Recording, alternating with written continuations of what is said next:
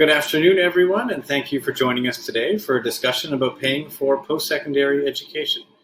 I'm Joe Friesen. I'm the post-secondary reporter at the Globe and Mail, and I am pleased to be your host and moderator today for the discussion. Just a note, if you're experiencing technical difficulties, please enter your question into the tech support and Q&A box, and your question will be answered as soon as possible. We will have time dedicated to audience questions at the end of the webinar, and thank you to those who have sent in questions ahead of time. You can also ask a question using the Q&A box on this webcast. We'll take a few of those questions closer to the end of the discussion. Everyone who registered for the webcast will receive a link to the recorded version so you can watch the event again at your convenience. The recording should be ready in a few days. Before we get started with our panel, I'd like to invite David Golan, Associate Vice President of Customer Strategy with TD, to say a few words. David and his team develop strategies that aim to improve the financial health of Canadians and for key customer segments such as students and new Canadians. Over to you, David. Well, thank you, Joe, and thank you all for being here today. I did want to start by talking a bit about TD's journey supporting financial health and education. Over the last several years, this has been a key area for TD as part of our commitment to help Canadians make confident financial decisions. In November of 2019, TD commissioned a survey for more than 10,000 Canadians for the purpose of assessing overall financial health in Canada. The study revealed that while just over a quarter of Canadians are financially healthy, 4 in 10 Canadians are struggling with some or all aspects of their finances. And 62% of Canadians don't know where or who to turn to for financial advice. The research also showed that Canadians who make financial decisions alone without financial guidance or support from a professional are amongst some of the most financially vulnerable in the country. As a result, we believe that a crucial step towards helping Canadians feel financially confident is to remove the stigma that comes with talking about money. And so the good news is that you're all taking part today in the webinar, and that's a great first step. Let's talk about students. Under normal circumstances, student life comes with its fair share of stress. And so what you'll hear today will give you a lot of practical information, but information needs to be paired with the right behaviors and advice that will help lead to financial health. A really good example of that might be to think about making a budget, keeping an eye on your expense, ensuring that you stay on track with any debt payments you might have. These are all important steps to help you achieve financial health. It might sound complicated, but there are many tools that can help you do that. At TD, we have a MySpend app, which actually allows you to track and categorize your expenses so you can understand where you're spending your money and help you stay in control with your spending. Beyond tools, getting the right advice is really important as well. We recently launched TD Ready Advice. This is a hub offering information, tips, and tactics that reflect some of the challenges that Canadians are facing today. For personalized support, TD colleagues are available at branches across the country to help provide financial assessment and to help you reach your financial goals. So I did want to thank you for including me in the conversation today, and I look forward to the discussion. Thank you, David. And now let's introduce our speakers for today's discussion. Suzanne Tyson is founder and CEO of Higher Ed Points, a program that allows loyalty points to be converted into funds for higher education. Suzanne has been involved in student funding for more than half of her 30-year career. Next, we have Shelley Clayton, Director of Financial Aid at the University of New Brunswick in Fredericton. Shelley has been extensively involved in the fields of student services and student financial assistance, both in the Atlantic region and nationally. We're also pleased to have Rob Carrick joining us today. Rob is the Globe and Mail's personal finance columnist. He will be sharing strategies for parents and students on how to pay for post-secondary, especially in such a tumultuous year. Suzanne, I'd like to start with you to set the stage a little bit. This is a more challenging year for students to pay for university or college, given the lack of summer jobs and the overall downturn in the economy. But even before the pandemic, you have said that students and parents have to have a full understanding of the costs of higher education. Could you expand on that a little bit and tell us what students and parents should be doing right now to prepare financially for the fall? Sure. Well, the challenges facing students and families this year are greater just because of the lack of jobs for students out there, and also the impact on parents' income to support them. But one of the things that's great about this year is that there's more government funding available than ever before, and Shelley's going to talk about the government's funding. I was on a call yesterday with the Scholarship Roundtable, and in fact, there are more scholarship dollars being put into students' pockets this year. So the good news is there's lots of money out there. And if you can flip to the Ways to Pay for School budgeting worksheet, the most important thing for families to do is actually spend some time. Right now is a great time looking at the expenses that's available, that's out there. That's going to face them this year at school, tuition, et cetera. So if you can flip to the slide that's got the chart on it, we have an expenses worksheet that on one side has the expenses. I don't know if you can put that up there. Joe, we can just take a quick look at it. So right now, yes, we should be trying to get that slide up momentarily. Sorry about that. No problem. It should be there any moment. But go ahead, Suzanne. Sure. So right now, students should know if they're heading off to school what their tuition is going to cost. Some residence rooms are going to be open in the fall, so what the residence costs are going to be, what the meal plans might be if they are on a meal plan. But those are actually the easy things to budget for. So students and parents should be talking right now about the other expenses, so transportation, living expenses, et cetera. And on that sheet, you'll see the lists. And then the second thing to do with your parents right now is talk about the sources of funding that you have available to you. And anybody who's in grade 10 or 11 or going into grade 12 in the fall, it's a great time to look at this now as well, because you need to know how much money do you have in RESPs? What kind of support are you going to get from family? Do you have money set aside? And then at the end of figuring out your expenses and your sources of funds, then generally families have a gap. And then that's where searching to fill those gaps comes in. And that's where I like to spend my time. And if you get to the next slide, the thing that confuses families is not knowing where to look for funding. And so there are three different main places to look for funding. One is merit-based awards, such as the big TD scholarship, which they just had their announcement of the winners. There are entrance awards at every single school. So those are merit-based awards. And then you get into the government financial assistance. So Canada Student Loans are out there, and then community organizations as well. And if we can't get the slide up, it's okay. We'll post the slide after the fact. But then the third source of funding, which is the place I think the slide is up, Suzanne. We just can't see it, but it should be up. Okay, perfect. So then if you're on the slide with the different sources of funds, you'll see there's merit-based awards that I mentioned, financial needs-based awards, and all of the loan applications are open now. So if students and parents haven't gone in to fill out their Canada Student Loans or their OSAP, they should be in there. And then community sources of funds as well. So the Ted Rogers Scholarship Fund offers funding through organizations like the Boys and Girls Clubs of Canada.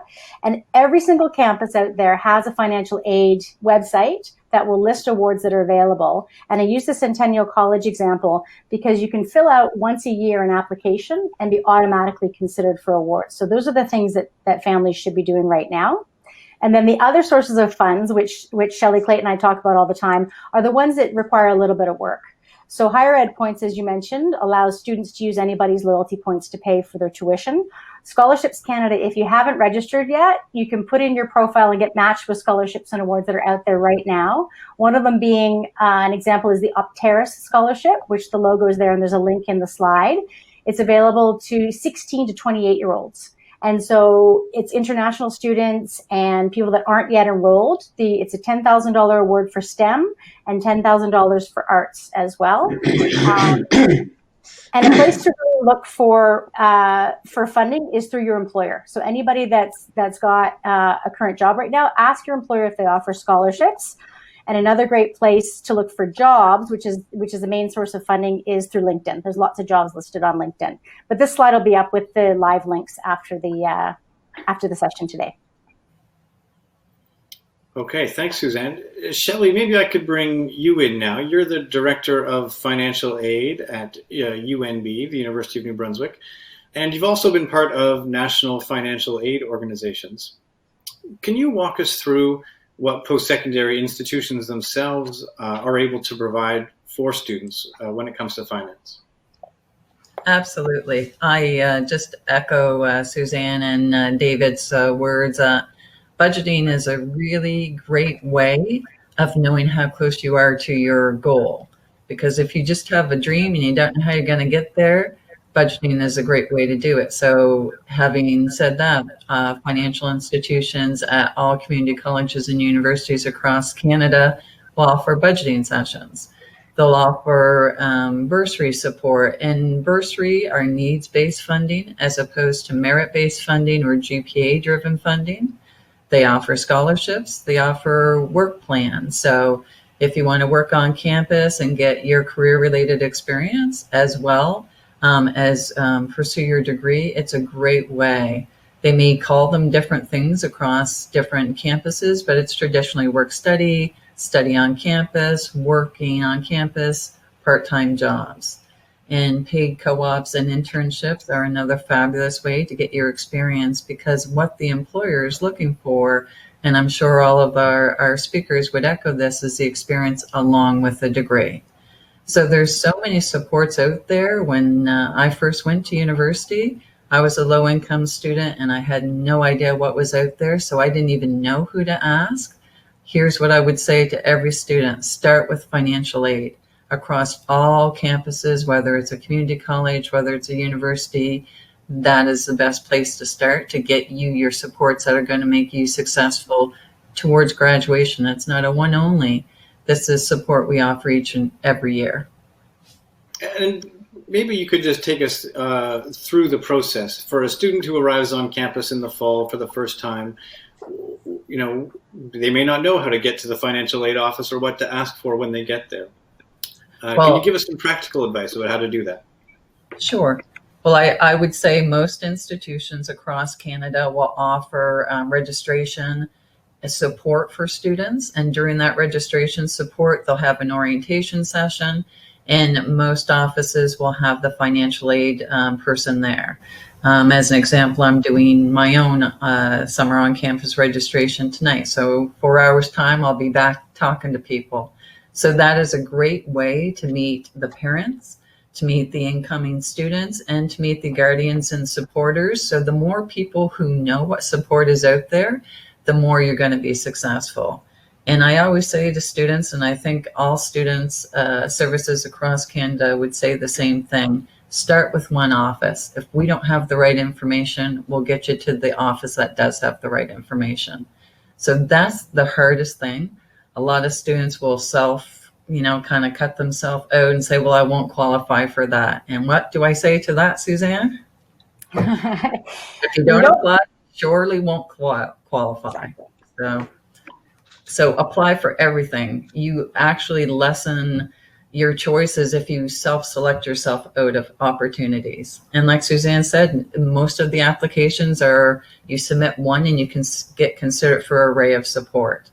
So make sure that you're connecting with your people on campus. It may be embarrassing, maybe for your first time through. I talk with a lot of parents and students initially, and then I follow up with a student directly. So I understand it's a little scary when you're 16, 17, 18 to meet with the financial aid person, but I will tell you, I love to dance. I'm easy to talk to. So there are a lot of good things that we have in common, and I want you to be successful. And I can't tell you any financial office that doesn't want the student to be successful. One thing that will be different this year is that the federal government has announced some significant new programs or additions to existing programs to make the school year more financially accessible. Part of this was announced back in March, April, in the early days of the pandemic. Right. Shelley, would you be able to tell us a bit about how those student aid programs have been enriched for the coming year? Absolutely. And it's also a part of the information links that are going to be provided in the slides. But for the year 2021, the federal government announced back in April that they were actually going to double the Canada Student Grant Awards, because the federal government has done this in recognition of the fact that there were not a lot of summer jobs, that students may be hitting the ground running financially. And so now you can receive up to $6,000 through the Canada Student Grant Program, which is fabulous. When you think about $6,000 in free money, non-repayable assistance, that's a great way to begin your school year. They're also increasing support available through the Canada Student Loan Program. There's a lot of provinces, OSAP, New Brunswick Student Financial Assistance. There's a lot of programs actually provincially that you can access to get provincial grants on top of your federal grants. So an example in this particular province in New Brunswick, you might actually qualify if you max out on all the grants available for over $10,000 in non-repayable assistance.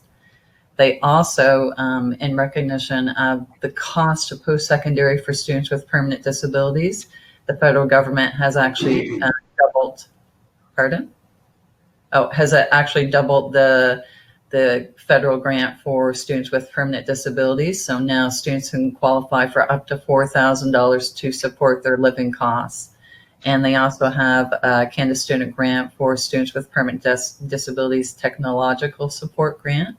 That can help you with tutors, can help you with getting a computer, can help you with assistive technology, and that is up to $20,000. So kudos to the federal government for recognition that this is going to be a hugely trying year for students and parents, because I deal with a lot of parents who have lost their jobs as well, and they can no longer save the money that they had hoped for their children.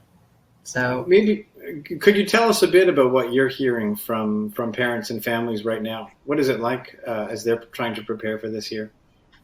Well, I would say, and I've been in the national realm for a number of years, so across Canada I speak with institutions, and I would say the vast majority of institutions ran some form of COVID-19 student support program, whether it's COVID-19 student relief. Our own institution gave away substantial support because quite quickly, not just the child or not just the student, but the parents lost their jobs. So they couldn't even finish the academic year, let alone think about making it to the summer. So there, unfortunately, were a lot of financial trials that came very quickly. And I go back to David's statements about planning. You know, even if you are a low income person, if you can plan, have an emergency fund. And I think David will echo that Canadians are not necessarily in the realm where they have had the planning set up so they had the emergency fund when the pandemic hit. And so we were actually just making sure food security was number one. People didn't have money for groceries. Number two was keeping a roof over people's heads. A lot of students had delayed, like there was the announcement that they wouldn't require utility payment, but the utility payment didn't go away. So it just accumulated. So that is something that is going to hit them at some point. So we are trying to prepare them for success. And that's why a lot of institutions ran some form of COVID relief so that they wouldn't start the summer in such a financial deficit.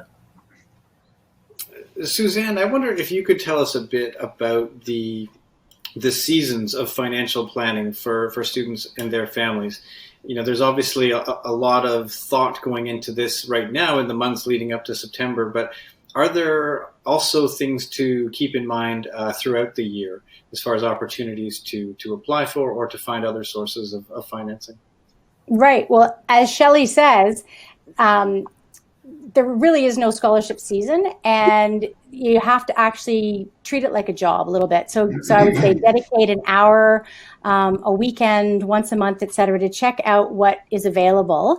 Right now, honestly, this is the best time for us to be talking about this, because when we go out and give our presentations in November, a lot of students in grade 12 are thinking about applying, and they don't come back to the finances until they've accepted. So right now, in fact, is the best time for parents and students to sit down and figure out what money do we have, who's going to pay for what, and where do I turn if I run into financial difficulty. And I can't emphasize enough, Shelley says it, but all of the financial aid officers that we come across say, just make sure you know where the financial aid office is and make contact with them in person, because they're your first line of defense. Shelley has Sobeys gift cards for groceries, gas, and pharmacy that if someone's in an emergency, they can turn to. For students that are in high school right now, take a look at those big awards, the TD Scholarship and the Lauren Award.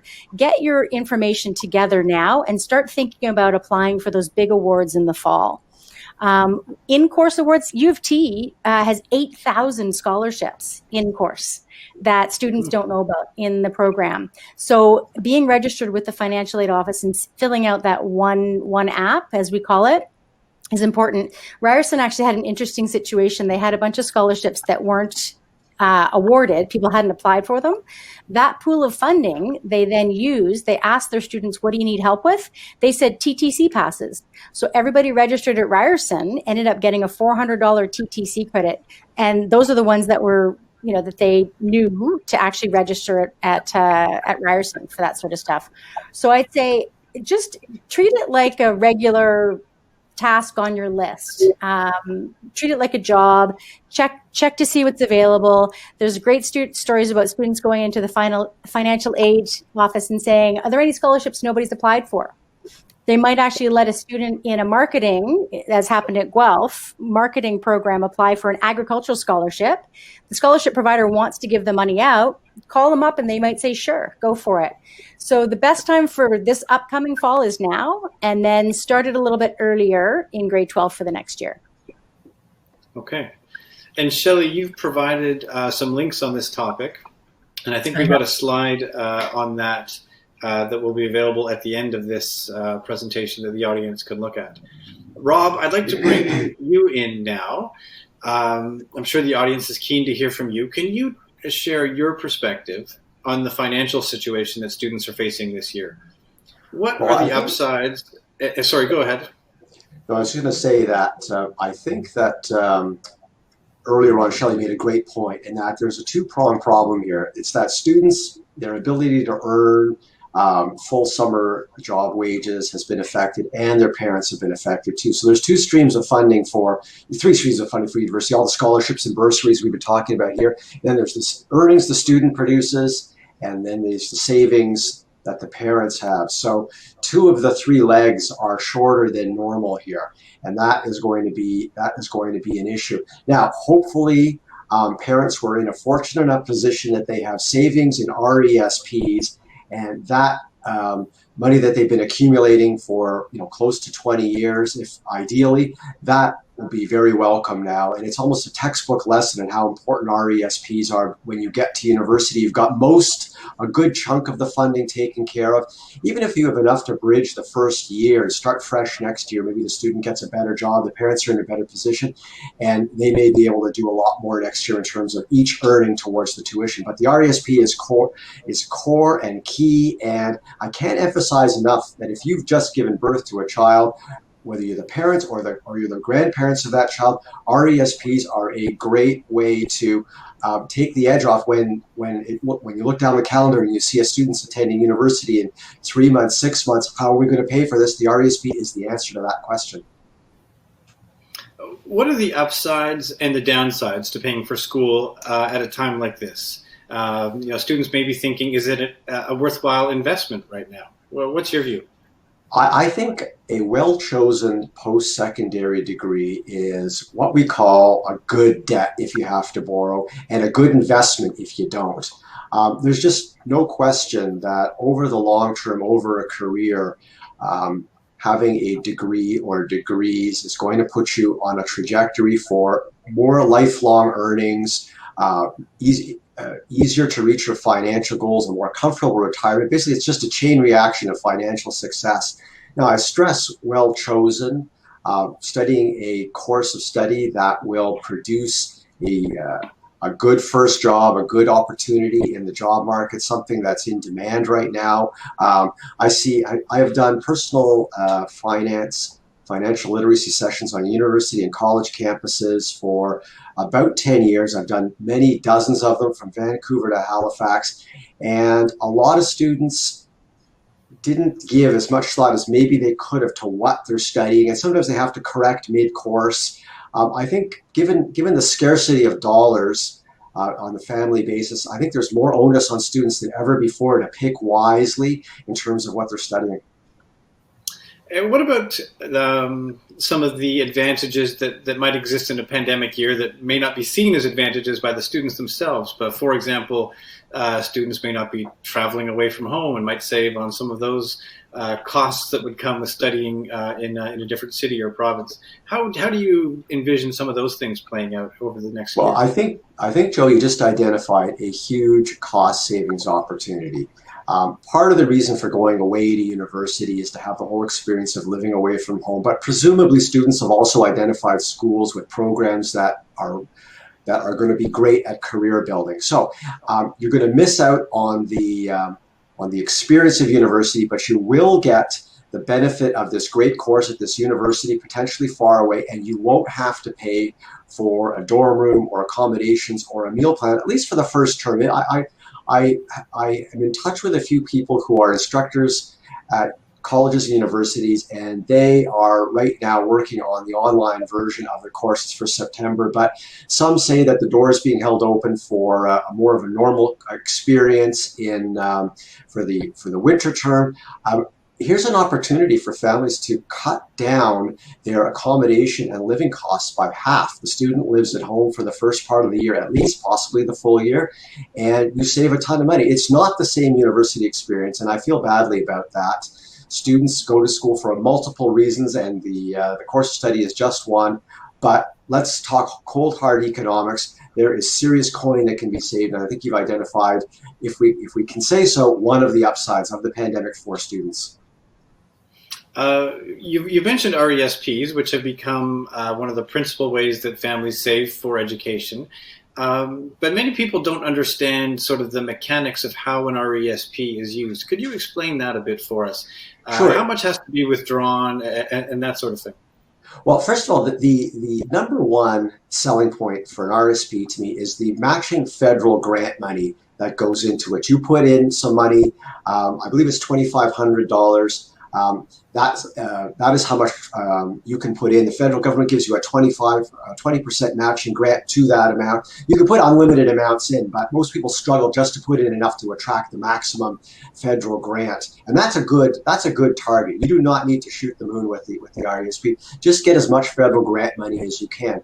That's like not a tax-free, I should say, a risk-free return. You put in $1, the government puts in 20 cents. It's huge. Now, you let that money sit. You contribute gradually from when the student is young. You start it as early as the student's first year of life. All you need is a social insurance number. The parent diligently makes contributions. Maybe the grandparents make contributions. The grant money and the contributions compound over the years. Let's say you've got 15 to 18 years of compounding. It's all tax-free and sheltered. And when university time comes around, the beneficiary can receive money from the RRSP. It is taxable, but most students don't earn enough to have a serious tax hit on the RESP money. So in essence, give or take, by and large, it's very close to tax-free money, even for the recipient. And that's money that can be used for tuition, for accommodation, for transportation. You need to document that you're enrolled in the university or the college or the training school, but after that, there's no scrutiny of what you use the money for. There are certain limitations on how much you can take out in the first year. They want to be sure that you're going to stick with the course. But after you get through that, it's fairly wide open. And it is, I'm a dad of a 220-somethings who graduated from universities in the past 10 years, and the RESPs were great, super simple to operate, a little complex to understand. I won't go into the details now, but you're going to need to work with the investment company that has your RESP to figure out what kinds of money. There's different categories and how much you can take out of those, but I'll leave you to solve that one on your own when you get to that point. But on the whole, they're a blessing. If you can do it, do it. And what's a reasonable target for parents to be thinking of with RESPs? There's many things they have to save for, including their own retirements. What's a reasonable target, do you think? Well, I think parents should touch base with grandparents who take an interest in post-secondary education, because I see parents covering costs for their kids right through the 20s. And I see grandparents stepping into the equation too. What can we do to help? We've retired with reasonable comfort. Maybe we can give away a little of the money that we were saving, as inheritance now. They can contribute to RESPs. I know situations where grandparents put money in. Some extreme people will say, no presents, kids get too many presents, I'm just going to give RESP contributions. I think a nice happy balance between the two really works. So the parents can say, we're a little tight. What are the grandparents able to contribute? We'll put in this much between us. We will try and max out. It's totally understandable if during the daycare years you don't have much for RESPs. They call daycare the second mortgage payment. You may have to wait till all-day daycare is done to start putting some money in. And as your kids age, parents tend to be moving into their prime earning years. Maybe they can backfill some of their RSPs at a later date. I don't want to put too much of a burden on parents about you should be putting in this much. I would say as much as you can comfortably afford, if you do something, you'll be ahead of a lot of people out there, because I am consistently surprised at the lack of uptake on RESPs. It's not just people can't afford to do it, it's they don't know enough about the benefits. Now, in your personal finance columns for the Globe that all of us read at every chance we get, you're often issuing warnings or cautions about levels of debt that Canadians are taking on. Some Canadians might be thinking now that debt for education is a position that they're going to be forced into. I guess again, another question I would ask about, what's a reasonable amount of debt for education? What should parents and families think about? Let's use the average debt level as a gauge. It's about $26,000, $27,000. We don't have very good figures on student debt in Canada. That's a figure that I've been using for a few years now. It may be a little higher than that, I don't know, but it's nowhere near US levels. And a lot of times Canadians read US media and they see the giant $100,000 debts that Americans routinely incur, and they think that's what's happening in Canada. It's not. We have much cheaper education here, and because of that, only about half of students incur debt, and of those who do, it's a $26,000 debt. I don't think that's an outrageous amount of money to borrow, to be honest, for something that's going to give you lifelong earning power and deliver a satisfying career. I think that's a fair investment, really. But again, I come back to picking a good course of study that is going to be helpful. I would not shy away from student debt. You try to minimize it, compact it, limit it. And that's where parents and grandparents can step in. Even if you don't have an RESP, if a grandparent who thinks I can help just with some cash for tuition this year, I encourage you strongly to do that. There's so much focus on parents helping their adult kids to buy houses, and I would way rather see the parents help them with a university or college education. Okay. Shelley, I wanted to come to you to talk about some of the mechanics around how students are able to use the RESP at their institutions. What do they need to do with the institution to get access to the money that they have saved? Okay. Well, as had been mentioned, they have to go to it depends on the institution. It's either your financial services office or your registrar's office, but you have to obtain a confirmation of enrollment that you're actually going to the school. And then once you get that confirmation of enrollment, you give it to either the private or public investment group that you're working with. And then they send, in most cases, either the money to the institution or to the student, depending on setup. So it's actually pretty easy. And does it have to be directed towards tuition? Or how does that work? It's in theory directed towards tuition, but like was mentioned, I don't know that anyone's watching how the dollars are spent once they're dispersed.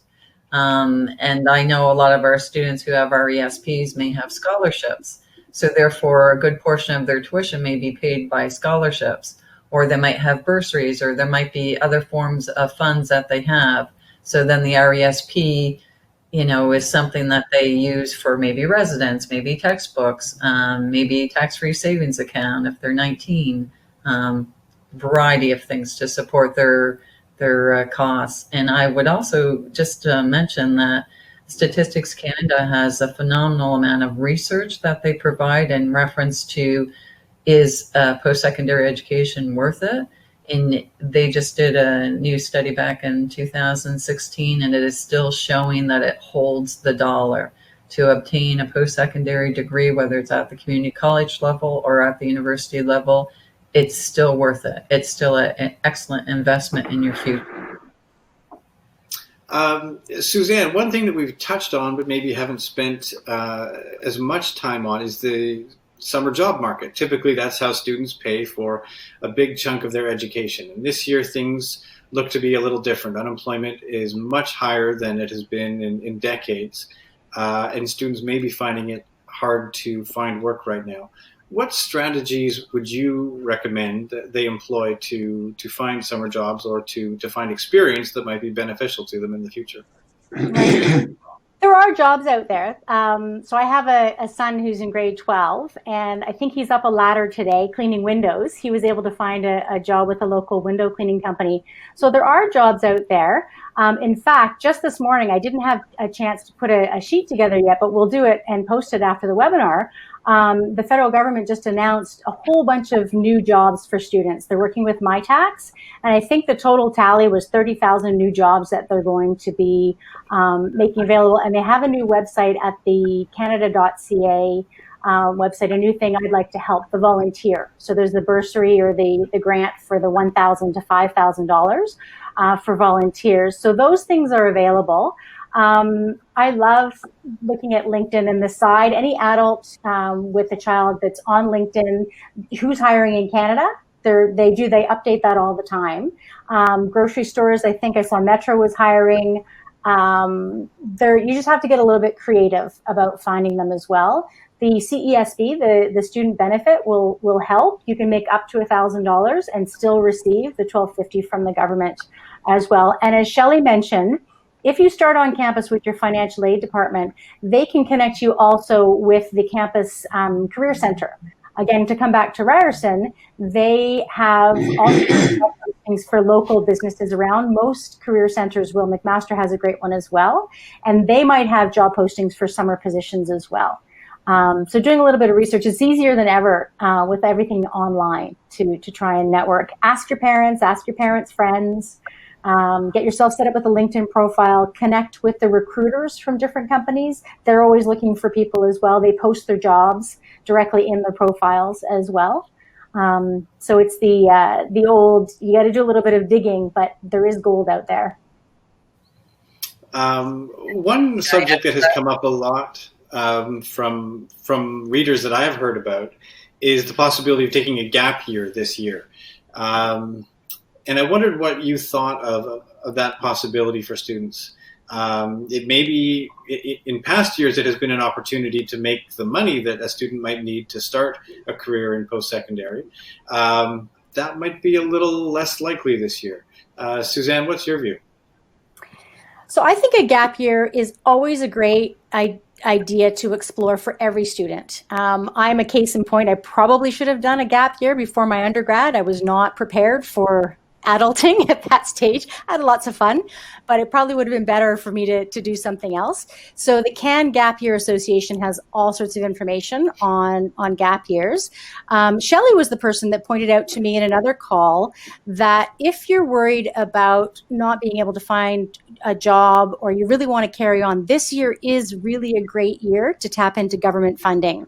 And based on what I heard from the Scholarship Roundtable yesterday, there's more scholarship dollars that are being put in. So financially, it's actually not a bad time to go. And then, sorry, my poor children, I'll bring up my son again. He wants to get on with it. Like he says, I really am dying to get on to my post-secondary. I'm excited about what I want to study. So it's a personal decision for everybody. And one that I think the universities, the registrars might want to work collaboratively with students, because if there's a student from Vancouver coming to an Ontario institution, the time difference is going to make online learning challenging. They might be able to defer just for a semester when they can get back to regular life on campus. I think it's a great idea, and if it's right for you, do it. But the student has to follow their gut, I say, essentially. Shelley, what do you think? Is this really financially the best year to attend post-secondary? Well, and I appreciate that everyone has to make their personal choice, but financially, the question is absolutely. So this is absolutely the best year to attend. You have double grants on the federal Canada Student Grants for everyone, and then you have double grants for students with permanent disabilities. And I just want to go back to your other question to Suzanne about working. So there's a lot of provincial support that is going into supporting students as well. So in this province alone, they have established a working NB and a catalyst program that helps internationally and Canadian obtain work within the province. But we're not the only ones. This is across Canada that there's a lot of provincial money and support going into employing students in the summer. But going back to your question, is this the best year to go? Financially, it is.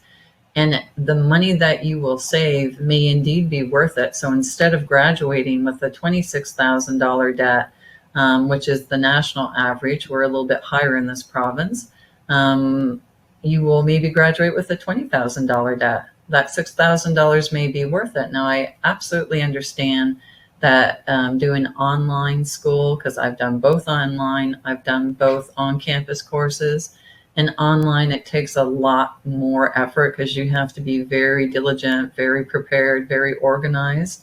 So I understand there are challenges with it, but I think the federal government's doing a really good job of recognizing the challenges, and they're trying to support, in particular, students with permanent disabilities by giving them access to more money for tutors, by giving them access to more money for technological support. So recognizing that it's going to be a little bit more difficult, I think it's still worth it. It's still worth going, and it's the best year to go financially. Rob, what do you think about that? It's the worst year to go socially, but it's the best year to go financially. I'm a personal finance guy, so I'm going to come down on the financial side. I mean, I think Shelley just made a great point. You know, this could be a strategic decision that you suck it up, you go for it, you have a non-ideal first semester experience, and you come out with substantially less debt. Maybe that means you're debt-free years earlier, and I consider sort of clearing your student debt is the beginning of sort of your financial freedom as an adult. And if that comes a few years sooner, then I think that first semester this year, doing it from your parents' basement might be a really good investment.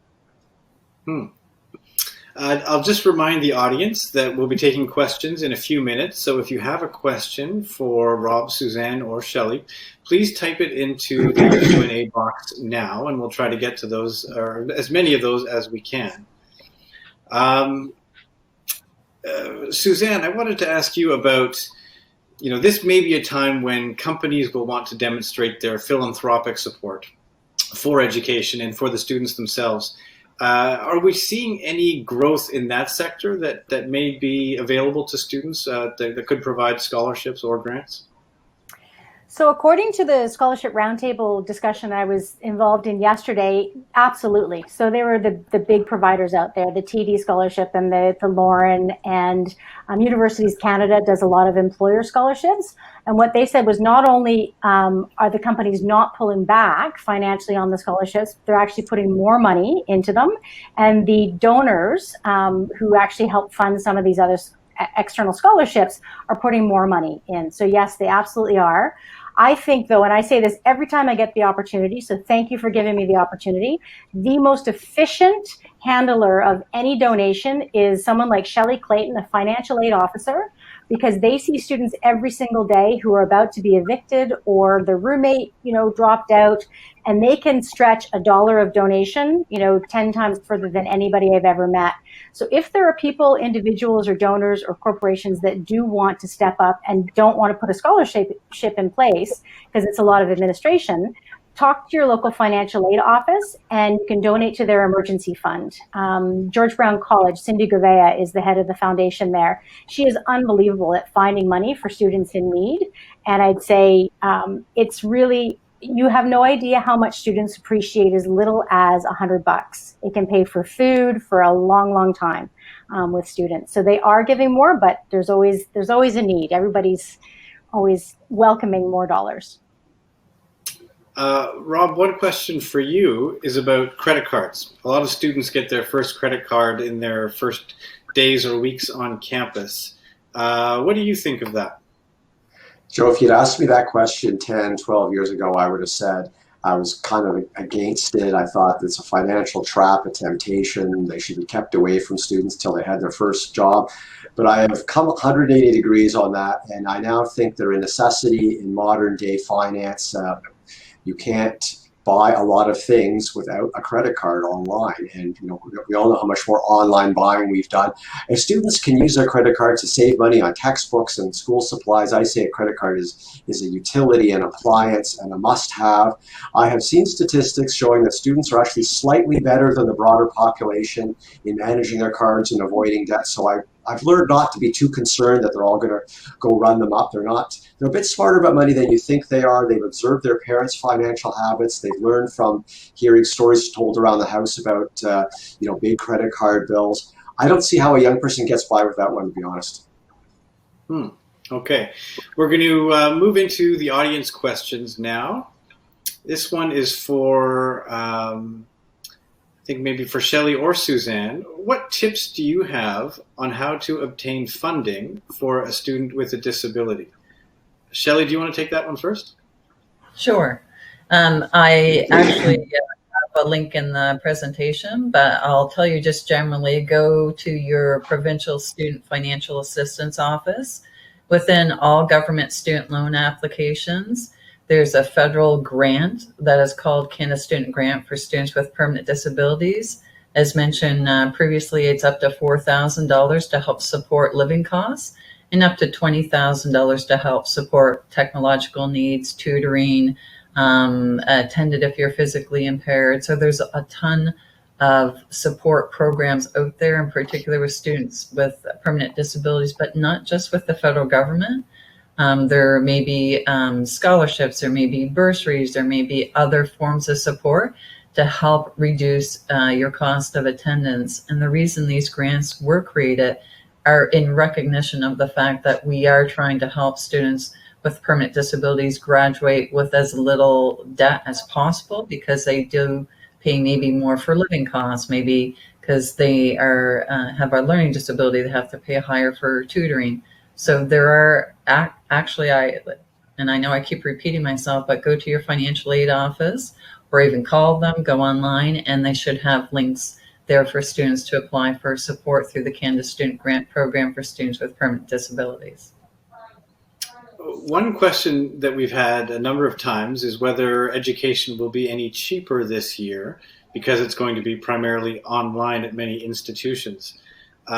Suzanne, what are you hearing on that front?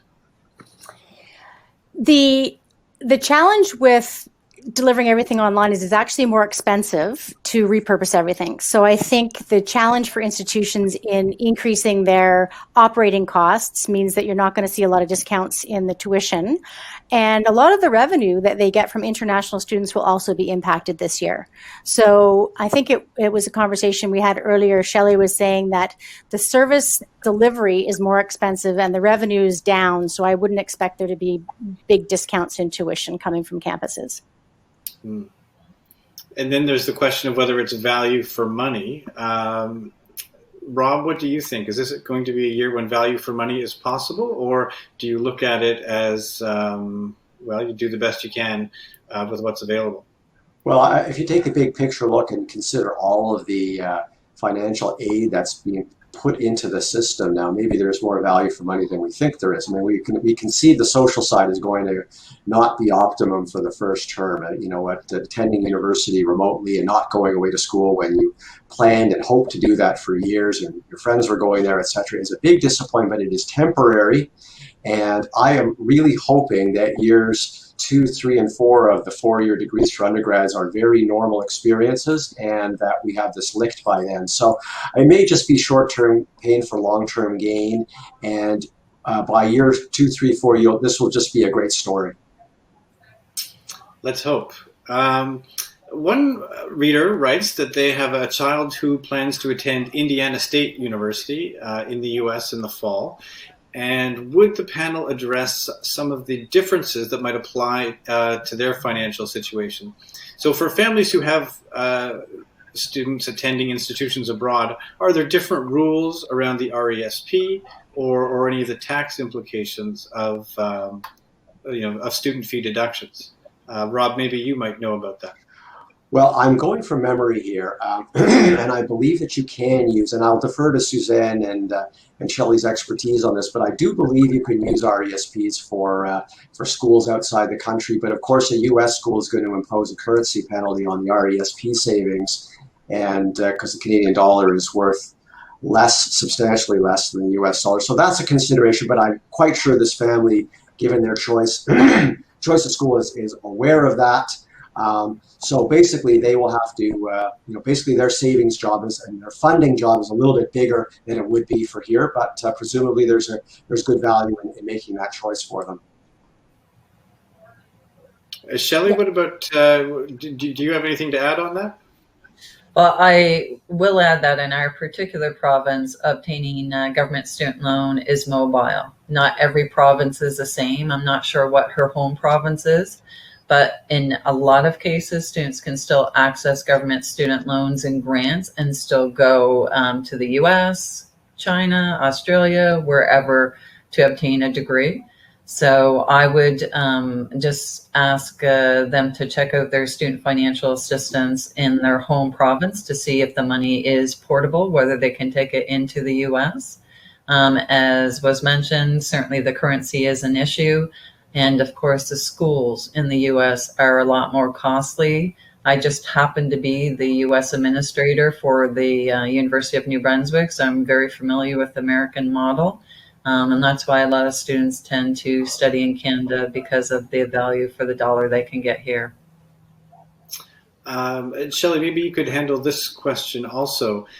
Someone asks, since their 2020 income will be lower than in the past, presumably due to the impact of the pandemic, does that influence the amount of aid available to them, or is aid determined by your 2019 taxable income? So the answer to that is yes and yes, and here's an explanation. So in reference to the government student loan, you do have to supply your 2019 income tax return information online or on paper. I would never recommend paper, but if you have to, there is a section that they need to know what the parental income is, what the student income is. But then further on in the application, they say, was a reduction in family income, then submit this appeal letter. In our home province, it's under appeal forms. A lot of provinces will have it listed under appeal form. So on the original application, yes, you do have to list your 2019, but then right alongside of it, you can submit an appeal and say, look, I've had a reduction in income. And you can do that at the moment that you apply, which would be right now, roughly, for many students? Okay. Well, some provinces are live right now with their government student loan application. The province of New Brunswick is going to be the end of June. I think the province of BC is going to be July, but most other provinces are live right now, correct? Okay. We also have a question here about international students. There are, I think, over 500,000 international students in Canada at the moment, although some may not be able to come in the fall given the travel restrictions. Many, however, did stay during the pandemic. What financial assistance is available to them of these programs that we have talked about? Suzanne, if you wanted to take that one, you'd be welcome to. So international students often have a challenge finding the funding once they get to Canada. However, what has happened is the restrictions on the amount of work that they can do have been lowered if they can find a job. And what another financial aid officer mentioned to us was that there may not be support for tuition for international students, but there are supports for living expenses, for food and for other things. And so I always say the very first place to go is the financial aid office on your campus, because people like Shelley, there's a Shelley at every campus across the country, and they know where to tap into the funds. And there are lots of schools that have high representation of international students. Centennial I used as an example. They have right on their homepage, they've got a link for international students and the supports that are available. And Higher Ed Points, of course, is available to all international students because anybody can use that. They can use the loyalty points. Rob, we have a question here about how to withdraw strategically from an RESP and whether you know of any good resources that they could consult on that question. What are the things that people might be thinking about when it comes to strategic withdrawals? Well, there are limitations on your withdrawal of the investment gains and the grant money, but you're quite free to take out the money that you contributed. So there's like three pieces to the RESP money. There's the contributions made by the parents or grandparents. There's the investment gains. There's the federal grant money. When you start the withdrawal process, you contact your investment firm and you get a tally of how much there is of each. And there's limits on the grant money and investment gains. So if you can only take a little bit out of that, you may want to draw down deeper on the gains that you've on the money that you've contributed. Now, if you have concerns that a student may not stick in university, it may make sense, and that you're going to, for some reason, you may have to collapse the RESP. There's penalties for doing that, but there's no penalty for taking out the money that you contributed. So maybe that's the money that you use last in that case. So there are a few aspects of being strategic, Liz. I cannot point you to a great resource on how to manage this because one hasn't really been written. Many years ago, there was a financial blogger who produced sort of a self-published book on RESPs. It was a pretty good manual. I haven't seen mention of it in years, but if you Google around, guide to RESPs, that sort of thing, maybe you'll find it on Google. I don't know. But somebody someday should write the user's manual to RESPs. If more parents would do it, then maybe that book would become more economically viable to actually write. Okay, well, here's a chapter for that book that maybe you could answer now.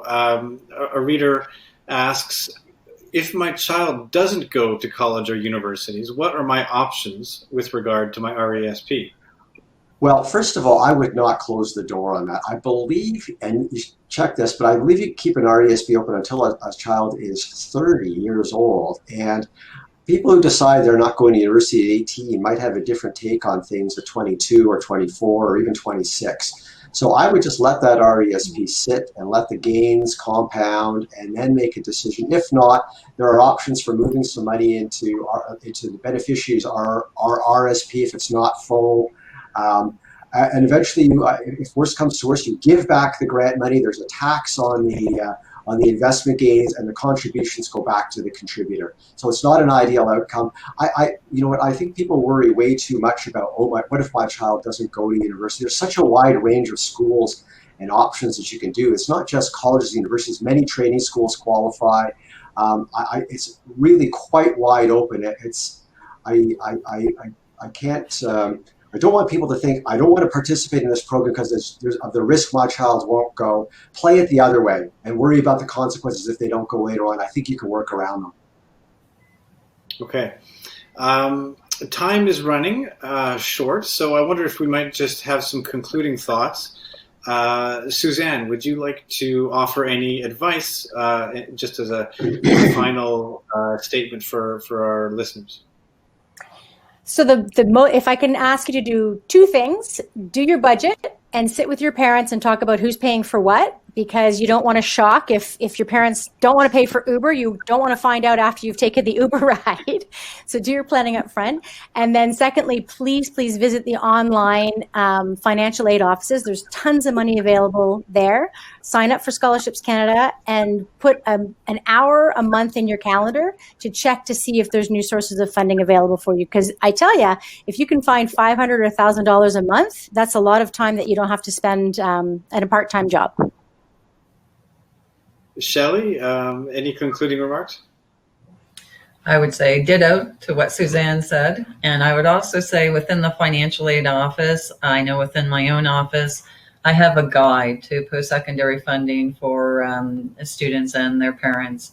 So within my guide, there's Suzanne listed as a loyalty way to collect loyalty points and redeem them for tuition fees. But there's more than that. There's scholarships, bursaries, lines of credit. There's links if you're an Indigenous student, to the Inspire program. If you're a student with permanent disabilities, there's links there on how to go to disabilityawards.ca and look for specific programs that will help fund your particular success. So there are a lot of support programs out there. Like, it's not the way it was in the past.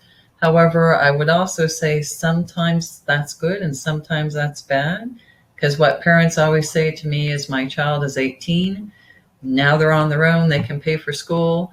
That's not how the government sees it. The government sees the parents are responsible for supporting their child up until they're 4 years out of high school. So whether parents feel that they financially are on the hook or not, I won't have that debate with them, but the government feels that they should be one of the supporters of their children.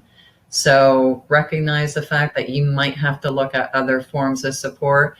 When you have your budget completed, you absolutely know what your shortfall is, which is helpful to financial aid offices, because then we know, do you need 10,000? Do you need 500? If you need 500, wow, here's a textbook bursary program. Why don't you apply for that? And Rob, last word to you quickly. Two quick thoughts. One, I would like to see parents and students having conversations about budgeting and schools they want to go to and curriculums, whether they want to go away grade 10. That's the time to start doing it, because if there's a mismatch, you have a few years to fix it. And second, all parents and students should talk to other students who have done a similar thing to them, gone away to a particular university. How much did it cost you? Get costing from real people who have done this, and they will tell you the real life numbers. Okay, well, we have to end it there. Thanks very much, everyone. We're going to have a slide of resources here that we will share with you. On behalf of the Globe and Mail, I'd like to thank our speakers for joining us today. And thank you to all of you for listening and participating. Everyone who registered for the webinar will receive a link to the recorded version in about a week. Then the recorded version will include the slides. So thank you again, everyone, and enjoy your afternoon. Have a great day.